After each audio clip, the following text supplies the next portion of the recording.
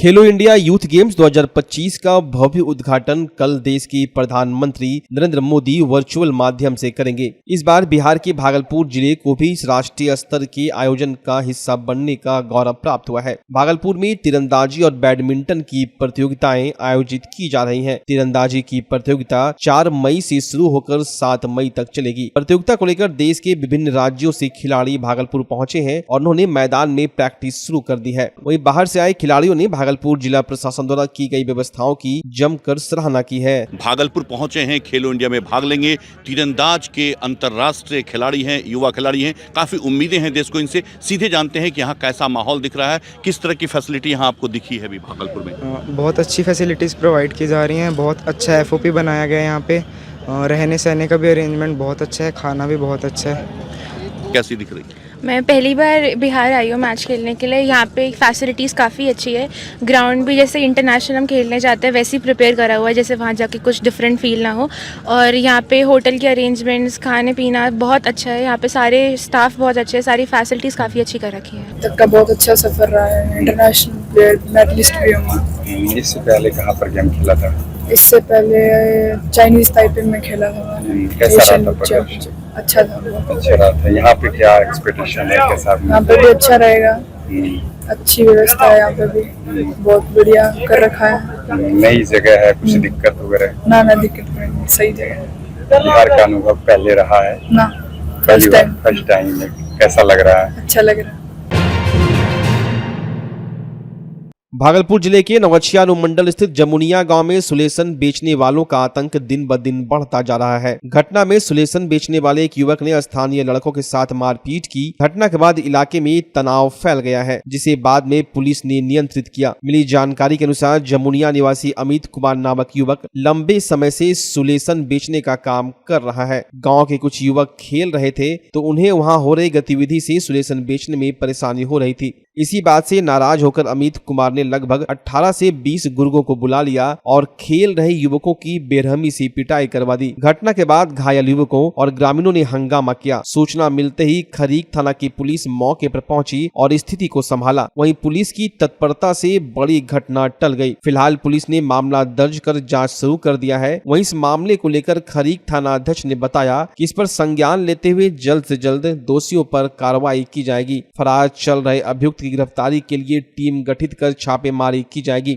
स्थानीय युवक रामचंद्र का कहना है कि जमुनिया और आसपास के इलाकों में सुलेसन का कारोबार बढ़ता जा रहा है, जिससे युवा पीढ़ी बर्बाद हो रही है। ग्रामीणों ने प्रशासन से मांग की है कि इस अवैध कारोबार पर तत्काल रोक लगाई जाए और दोषियों को कड़ी से कड़ी सजा दी जाए। है? क्या बात था? हम जा रहे थे भुट्टा लाने के लिए। ये रोड पर से खींच के हमको मारने लगा। मार के फिर मोह भी लेके गया मारने के लिए। मोह से बंद करके रूम में भी मारा। काहे मारने लगा? मोबाइल का वजह था। झूठो एग्जाम लगा रहा था कि मेरा मोबाइल उसको चोरी का वजह लगा। तुमको मोबाइल चोरी का वजह लगा? मतलब कितना लोग था वो लोग? वो लोग था बहुत 20 लोग होगा। मारने वाला हाँ, दुकानदार तो एक ही है। मारने वाला 20 लोग है। 20 लोग मिल करके मारा? हाँ, तुम लोग 20 लोग मिल करके मारा है। अच्छा हाँ। तो यहाँ सुलेसन कैसे बरामद हुआ? सुलेसन पीछे बेचने जा रहा था। जब पुलिस को कॉल करने घुसे ना तो सुलेसन बेचने जा रहा था पीछे। पहले तो अच्छा, और कुछ नहीं। क्या नाम हुआ तुम्हारा? क्या हुआ था? क्या हुआ था सर? चोरी में फंसा रहा था पहले। कौन? अमित ने। अमित चोरी में फंसा रहा था? हाँ। फिर क्या हुआ? घर से हमको बुला के यहाँ बस मारने लगा। पोस्ट बंद कर दिया। फिर रूम में बंद करके मारा? हाँ, था रूम में बंद कर। मारने का वजह? हाँ? मारने का वजह क्या था? चोरी के इंतजाम लगा रहा था सर। अच्छा, जबरदस्ती। हाँ। यहाँ पे सुलेसन कैसे बरामद हुआ? सुलेसन हमको मंगल कुमार। क्या मामला क्या था? मामला कुछ नहीं सर। हम लोग यहाँ पे खेल रहा था, बस वो आया। कौन आया? वही अमित जी। अमित क्या है? अमित वो सुलेसन बेचता है। वो पकड़ के हम लोगों को मोबाइल चोरी का केस लगा के रूम में बंद करके खूब मारने लगा। कहाँ यहाँ पे सुलेसन बेचता है? हाँ, यहाँ पे बेचता है। इसकी खबर पहले प्रशासन को दिए थे? नहीं, अभी पता चला तो अभी दिया। अभी पता चला अभी दिए? हाँ। पहले प्रशासन आई थी यहाँ पे? नहीं आए थे। उसके बाद क्या किया था? उसके बाद मार के फिर वो फोन नहीं रहता। मैं अपने मामा को बोला फोन लगाओ पुलिस को, वो आएगा। तो तुम लोग फोन करके पुलिस को बुलाया? हाँ, तुम लोग आए तो हम लोग। कोई व्यक्ति पकड़ाया? पकड़ाया नहीं, भाग गया। सब भाग गया? हाँ। कितना लोग था? वो वो तो अमित जी अकेले भाग रहा था, वो जो इतना लोग था वो 20 लोग था, वो पहले भाग गया था। सब पहले भाग गया था। यहाँ पे जमावाड़ा मतलब सुलेशन का लगा रहता है हाँ हर समय। हाँ हाँ पुलिस गश्ती आती है यहाँ पे? आता था पहले, पर पहले हम लोगों का मालूम नहीं था ना। अभी आती है कौन गश्ती गाड़ी? आता होगा। इस अक्षय तृतीया लेकर आए हैं पायल ज्वेलर्स आपके लिए ऑफर्स की सुनहरी बरसात। डायमंड ज्वेलरी की मेकिंग चार्ज में पूरे 100% की छूट। जी हां, बिल्कुल सही सुना आपने। साथ ही गोल्ड और सिल्वर ज्वेलरी पर भी मेकिंग चार्ज में जबरदस्त छूट। पायल ज्वेलर्स में आपको मिलेगी डायमंड, गोल्ड और सिल्वर की लेटेस्ट और ट्रेंडी डिजाइनों की शानदार रेंज। भरोसे और विश्वास का दूसरा नाम पायल ज्वेलर्स। यहाँ उपलब्ध है आधुनिक मशीनों से ज्वेलरी और शुद्धता जांच की सुविधा, वो भी बिल्कुल मुफ्त। तो इस अक्षय तृतीया पर आइए पायल ज्वेलर्स और उठाइए शानदार ऑफर्स का फायदा। पता याद रखिए, Priya Payal Pooja building, DN Singh road, Bhagalpur. Payal jewellers, जहां हर आभूषण में बसता है विश्वास।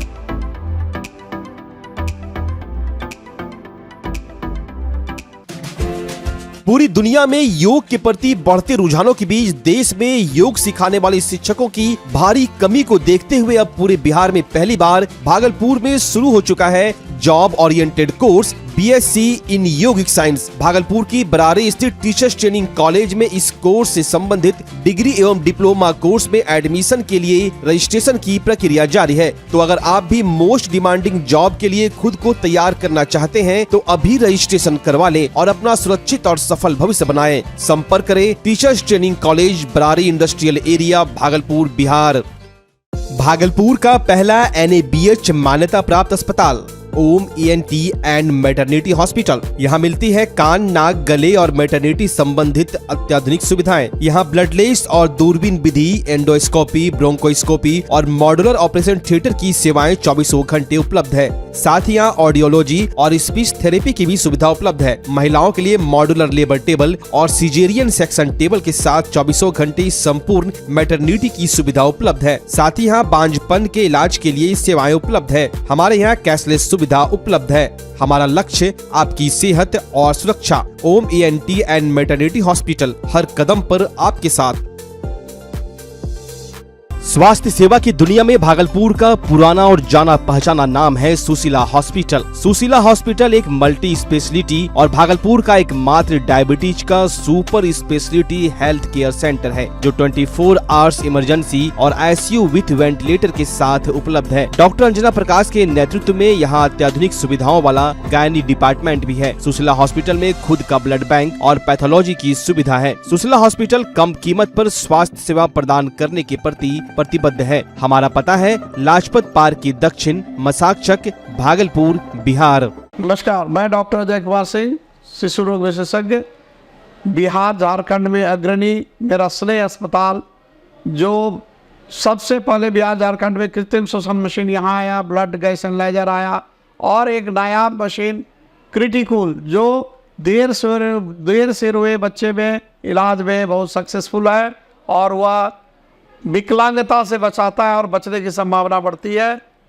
वो मशीन जो देर से रोया बच्चा है उसमें 3 डिग्री कम टेम्परेचर पर रखा जाता है और 3 दिन के लिए रखा जाता है, लेकिन वो 6 घंटे के अंदर उसको उसमें रखना पड़ता है।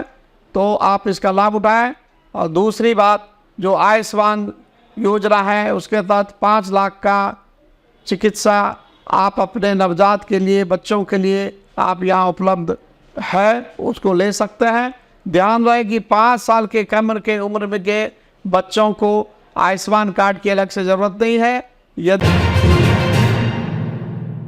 भागलपुर के प्रसिद्ध शिशु रोग विशेषज्ञ डॉक्टर अजय कुमार सिंह, जो जीवन जागृति सोसाइटी के अध्यक्ष भी है, इन दिनों बेटी की शादी की तैयारियों में व्यस्त है। लेकिन इसके साथ साथ वे एक अनोखे सामाजिक मुहिम भी चला रहे हैं, असमय अवांछित मौत से बचाव के लिए जागरूकता अभियान। डॉक्टर सिंह ने शादी के पारंपरिक 7 वचनों में एक नया 8वां वचन जोड़ा है, जिसे नवविवाहित जोड़े से डिजिटल रूप से हस्ताक्षरित कराकर शादी के कार्ड में संस्कृत और हिंदी में छपवाया है। और इस अनोखे कदम का उद्देश्य है समाज को स्वास्थ्य और जीवन सुरक्षा के प्रति जागरूक करना। डॉक्टर सिंह का कहना है कि यह पहल सिर्फ एक प्रतीक नहीं बल्कि जीवन को बचाने की एक शपथ भी है। इस 8वें वचन को धार्मिक मान्यता दिलाने के लिए उन्होंने पंडित जी का भी सहयोग लिया है।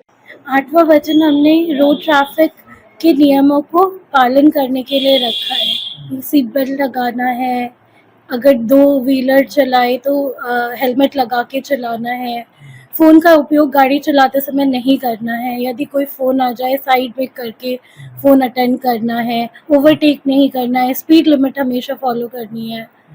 ये सारी चीज़ें आज के युवाओं को बहुत ज़रूरत है कि वो फॉलो करें, क्योंकि रोड ट्रैफिक एक्सीडेंट्स के न्यूज़ हमेशा रोज़मर्रा की ज़िंदगी में आते रहते हैं। इस शादी के थ्रू हम लोग ये जागरूकता फैलाना चाहते हैं और लोगों को इंस्पायर करना चाहते हैं कि लोग सेफ्टी बनाए रखें और जो नियम है वो हमारी ही सुरक्षा के लिए है, इसलिए नियमों का पालन करें। कार्ड में आपने छपाया है, हाँ जी। किस वजह से कार्ड को क्यों चुना आपने? शादी के कार्ड से कैसे संदेश भेजा? शादी नया जीवन एक पड़ाव होता है, तो ये सिंस ये एक लैंडमार्क है किसी के लिए भी, तो ये बहुत अच्छा ओकेजन है किसी को भी बताने के लिए। लोग शादी का कार्ड यूजुअली पढ़ते हैं, तो ये अच्छा। हाँ, तो मैंने सोचा कि क्यों नहीं इस 7 वचन को तो वैदिक परंपरा के रूप में हम लोग दादा परबाबा से सुनते आ रहे हैं, परंपरा है, धार्मिक परंपरा है, तो धर्म का भी एक निर्माण हो जाए और एक नया वचन भी आ जाए। इसके लिए एक मार्गदर्शन डॉक्टर साहब जी की तरफ से मिला, तो हमने उनको बनाया और वो 8वां वचन है। पत्नी अपने वर से पूछते हैं विवाह के बाद वाम अंग में को प्राप्त करने के लिए कि हे पतिदेव, आज से आप जब भी 4 व्हीलर से या 2 व्हीलर से चलेंगे तो 2 व्हीलर पर आप हेलमेट का नियमों का पालन करेंगे, पहन के चलेंगे, उनके बिना नहीं चलेंगे, और फिर 4 व्हीलर पर सीट बेल्ट का प्रयोग करेंगे, समस्त यातायात के नियमों का पालन करेंगे।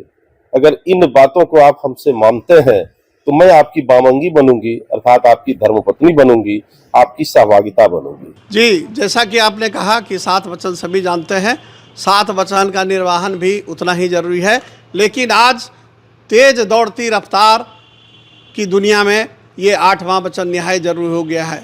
माँ पिताजी बहुत मुश्किल से अपने बच्चे को पढ़ाते हैं, लिखाते हैं, नौकरी कराते हैं और शादी कराते हैं, लेकिन ये 8वां वचन यदि नहीं होता है तो कई बच्चों की ज़िंदगी ख़त्म हो जाती है और माँ बाप के आँख में निरंतर जीवन पर्यंत सिर्फ आंसू बहते रहते हैं। उसको रोकने की मुहिम हेतु हमने इस कार्ड में 8वां वचन किया है, वो है जीवन रक्षा सड़क सुरक्षा, यानी सड़क सुरक्षा जीवन रक्षा का जो मुहिम है, यातायात के सारे नियमों को पालन करने का। एक दूसरे जो नव दंपत्ति हैं एक दूसरे से वचन लें कि इन नियमों को पालन करें और अन्यथा इनकी ज़िंदगी जो है खतरे में पड़ जाती है। उसी को लोगों को जागरूक करने के लिए, तमाम आने वाले दंपतियों को जागरूक करने के लिए 8वां वचन हमने संस्कृत में उसको करवाया है। जदयू के राष्ट्रीय महासचिव मनीष वर्मा 3 दिवसीय दौरे पर भागलपुर पहुंचे। 3 से 5 मई तक भागलपुर में पार्टी पदाधिकारियों और कार्यकर्ताओं से मनीष वर्मा विधानसभा चुनाव की तैयारियों को लेकर मिलेंगे, पार्टी नेताओं के साथ बैठक करेंगे, साथ ही भागलपुर में छात्रों और युवाओं के साथ संवाद भी करेंगे। बिहार के चर्चित आईपीएस अधिकारी विकास वैभव का भागलपुर में भव्य स्वागत किया गया। उनके आगमन पर भागलपुर सर्किट हाउस में एक विशेष प्रेस कॉन्फ्रेंस का आयोजन किया गया, जिसमें उन्होंने युवाओं से संवाद किया और उन्हें शिक्षा, समता और उद्यमता के महत्व को समझाते हुए प्रेरित किया। विकास वैभव ने अपने संबोधन में लेट्स इंस्पायर बिहार अभियान का विस्तार से चर्चा किया और कहा कि हम सब मिलकर बिहार को प्रेरित कर सकते हैं। जरूरत है एक सकारात्मक सोच और साझा प्रयास की। उनके भागलपुर पहुंचते ही लेट्स इंस्पायर बिहार की युवा युवतियां उनके स्वागत के लिए उमड़ पड़ी। उनका पुष्पगुच्छ अंगवस्त्र और मोमेंटो को देकर भावभीनी स्वागत किया गया। प्रेस कॉन्फ्रेंस में भागलपुर के कई शिक्षाविद, समाज सेवी और लेट्स इंस्पायर बिहार के सदस्य भी उपस्थित रहे। 15% के दर से भी हम देखते हैं कि हम आगे बढ़ रहे हैं, तो 5 वर्ष बाद एक व्यक्ति की प्रति व्यक्ति आय हो जाएगी 10,000 रुपये और 1 दशक बाद केवल 20,000 रुपये। अब देख पाएंगे कि जितने भारत के अधिकांश राज्य हैं, यदि 10 साल भी हम बिहार को 15% से विकसित कर पाते हैं, जो अपने आप में एक बहुत ही असंभव सा कार्य है, क्योंकि वर्तमान में जिस प्रकार से हम बटे हुए हैं, यदि नेतृत्व का चयन करना हो किसी व्यक्ति को, तो ये नहीं देखता कि व्यक्ति योग्य है कि नहीं, उसके मन में एक ही भाव होता है कि व्यक्ति मेरे जाति का है कि नहीं। तो ऐसे समाज में यदि हमको बढ़ना है, वो भी 15% से बढ़ते हैं तो भी 10 साल बाद बाकी राज्यों से हम पीछे ही रहेंगे। तो आज यदि व्यक्ति बिहार में 5,000 कमाता है और दिल्ली में 38,000 कमाता है, तो निश्चित सी बात है व्यक्ति दिल्ली की ओर आकर्षित होगा। पलायन का सबसे बड़ा कारण यही है। तो हमें यह सुनिश्चित करना है कि बिहार में जो अर्थव्यवस्था है उसमें एक ऐसी क्रांति आ सके जिससे कि हमारा पर कैपिटा इनकम भी बढ़े, और ये तभी संभव जब लोगों का सहयोग मिलेगा। जाति संप्रदाय इन बंधनों से ऊपर उठकर लोग बिहार के लिए सोचेंगे, सही विजन के साथ उद्यमिता की क्रांति के लिए प्रयास करेंगे, और इसमें सभी का सहयोग चाहिए। इसलिए एक व्यापक बृहत अभियान में जो सामाजिक है, बिहार के हित में है, इसके लिए मैं प्रयास कर रहा हूँ, सभी का सहयोग चाहता हूँ। भागलपुर में हूँ, भागलपुर वासियों से विशेष स्नेह है, प्रसन्नता है कि टीएनबी कॉलेज ने इसको एक मूर्त रूप देने का प्रयास किया है, जिसमें कि अनेक युवाओं को आज ट्रेनिंग दी गई है। हमारी आकांक्षा है कि अनेक युवा इसमें आगे नेतृत्व करें, कुछ नए स्टार्टअप्स लगाएं, और समाज से भी आकांक्षा है कि लोग इसमें उनका सहयोग करें, मार्गदर्शन करें, और जब भी आवश्यक हो उनको आगे बढ़ाने के लिए प्रयास करें। भागलपुर वासियों के लिए कुछ संदेश? देखिए, भागलपुर वासियों से तो जुड़ा सदैव बना रहा है। इस अभियान को और शक्ति दें, क्योंकि अभियान किसी विकास वैभव का नहीं, बिहार के ही संदेशों को लेकर चल रहा हूँ। कहता रहा हूँ कि बिहार प्राचीन काल में यदि अग्रणी था तो कारण हमारे पूर्वजों की दृष्टि थी। जातियाँ उस प्राचीन बिहार में भी थीं, लेकिन ऐसा जातिवाद रहा होता जिसमें आज हम संघर्ष करते हैं, तो मगध में कभी नंद वंश का उदय तो होता ही नहीं। सबसे निम्न वर्ग वाले व्यक्ति शासक बन सके, हमारे पूर्वजों की महानता थी। ऐसा जातिवाद होता तो आचार्य चाणक्य भी शायद चंद्रगुप्त की जाति खोजते। ऐसा जातिवाद रहा होता तो वैशाली तो कभी स्थापना हो ही नहीं सकती थी। 7,707 गणराजा अलग अलग क्षेत्रों से, अलग अलग जातियों से मिलकर अपने गणाधिपति का चयन करते थे। ये हमारा इतिहास है, जो बताता है कैसे हम व्यक्ति को व्यक्ति से हर भेदभाव से परे जोड़ना सीख चुके थे उस प्राचीन काल में। महिलाओं की बात करें तो गार्गी प्रतिनिधि हैं उन प्राचीन महिलाओं के विचार की, जो सबसे बड़े विद्वान को भी चुनौती देने की क्षमता रखती थी। तो आज बिहार की महिलाओं को तो पूरे राष्ट्र का नहीं, पूरे विश्व का मार्गदर्शन इसलिए करना चाहिए कि प्राचीन काल में जब कल्पना नीति हम कर रहे थे तो बहुत स्पष्ट सी बात है, तब यदि कर सकते थे। भागलपुर में चंपानगर के अवशेष हैं, जिसको बौद्ध ग्रंथों ने विश्व का पहला नगर कहा। मैं तो बड़ा प्रेरित होता हूँ जब सुनता हूँ, सोचता हूँ कि कैसे चंपा के नाम से वियतनाम 1500 वर्षों तक जाना गया। ऐसी अद्भुत प्रेरणा जिस भूमि में विद्यमान हो, जिस विक्रमशिला के एक आचार्य को आमंत्रित करने के लिए पूरे तिब्बत के लोगों ने 1000 साल पहले सोना दान दिया हो, उस भूमि को आगे देखने की आवश्यकता है। इसलिए प्राचीन काल में ही जो हम अर्जित कर चुके थे उससे बहुत आगे तब बढ़ सकेंगे जब उन भावों को लेकर हम चल सकेंगे। उसी प्राचीन दृष्टि को लेकर चलना है। ये कोई मेरा अभियान नहीं है, हर बिहारवासी चाहता है कि बिहार आगे बढ़े, लेकिन कैसे बढ़े? स्टैटिस्टिक्स मैंने आपको बताए, 15% से भी बढ़ते हैं तो भी पलायन को तब तक नहीं रोक पाएंगे जब तक एक बड़ी क्रांति नहीं लाते, और इसके लिए सबको प्रयास करना होगा। इसमें केवल एक व्यक्ति, एक अभियान नहीं, हर गांव के हर जन को जोड़ना होगा, और इसी प्रयास में इसलिए लगे हैं क्योंकि समाज को नुकसान दुर्जनों के दुष्कृत्यों से उतना नहीं होता जितना सज्जनों की निष्क्रियता से होती है। तो इस अभियान में हर प्रखंड में, हर पंचायत में अच्छे लोगों को जोड़ने का हम लोग प्रयास कर रहे हैं, जो बिहार को कुछ देना चाहते हैं। पिछले दिनों पटना के बापू सभागार में भी कार्यक्रम हुआ था, भागलपुर से भी बड़ी संख्या में लोग पहुँचे थे, और पूरे बिहार से हजारों लोग, लगभग 10,000 से अधिक तो उसकी संख्या अनुमानित थी, जिन लोगों ने संकल्प लिया कि हम बिहार को आगे बढ़ाने के लिए अंशदान करेंगे। हर जाति, हर संप्रदाय के व्यक्ति थे, लेकिन कोई अपने जाति या संप्रदाय का प्रतिनिधित्व नहीं कर रहा था। यही नए बिहार की श्रृंखला का निर्माण करेगी, जिसमें कोई भेदभाव नहीं हो। प्राचीन वेदांत के संदेशों को लेकर हम बिहार को आगे बढ़ा सकते हैं। नगर निगम के पार्षद एकता मंच के द्वारा शहर के विभिन्न वार्डों में मशाल जुलूस निकालकर विरोध प्रदर्शन किया गया। प्रदर्शन के दौरान काफी संख्या में पार्षद और आम लोग मौजूद थे। नगर निगम के पार्षद लगातार नगर निगम द्वारा आउटसोर्सिंग कंपनी से शहर की सफाई और नाले की उड़ाई का काम कराए जाने का विरोध कर रहे हैं। इन लोगों का कहना है कि आउटसोर्सिंग कंपनी के द्वारा कहीं भी सही से काम नहीं किया जा रहा और शहर में कूड़े का अंबार लगा हुआ है। जनता की जो गहरी कमाई है टैक्स का पैसा, उसका पैसा 1,37,19,000 रुपया प्रत्येक महीना जो है कंपनियों को दिया जाता है, लेकिन सफाई व्यवस्था ध्वस्त है, नाली की स्थिति खराब है, जो है हटिया नाला की रोज सफाई नहीं हो पाती है, महापुरुषों के स्थल की सफाई नहीं हो पाती है। हम लोग जब भी आवाज उठाते हैं सिर्फ आश्वासन मिलता है कि अब जो है सुधर जाएगा, अब सुधर जाएगा, लेकिन ये सुधरता नहीं है। नाले का पानी प्रवेश कर रहा है, कंपनी के सारे लोग सोए हुए हैं।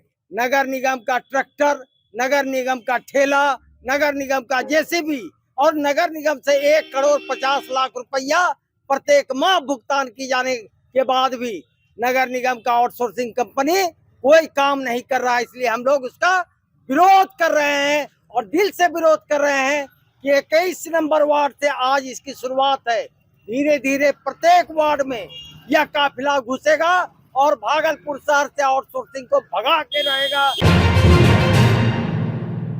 भागलपुर के सुल्तानगंज थाना क्षेत्र के बिंद टोला वार्ड नंबर 19 में मजदूर मनोहर विंद पर जानलेवा हमला हुआ। मनोहर ने बताया कि उन्हें चचेरे भाई पैरो कुमार ने प्रधानमंत्री आवास योजना के निर्माण स्थल पर बुलाया था, जहां पहले से घात लगाए नकाबपोशों ने लाठी डंडों से हमला कर दिया। हमले में मनोहर गंभीर रूप से घायल हो गए। पत्नी रधिया देवी ने उन्हें मायागंज अस्पताल में भर्ती कराया। मनोहर का आरोप है कि हमला पुराने जमीन विवाद को लेकर किया गया। हमलावरों ने न सिर्फ पिटाई की बल्कि मोबाइल और पैसे छीन लिए और पिस्टल थमाकर जबरन फोटो भी खींची। फिलहाल पुलिस को आवेदन नहीं दिया गया है, लेकिन पीड़ित अस्पताल से छुट्टी के बाद FIR दर्ज कराने की बात कर रहे हैं। उन्होंने प्रशासन से न्याय और सुरक्षा की मांग की है।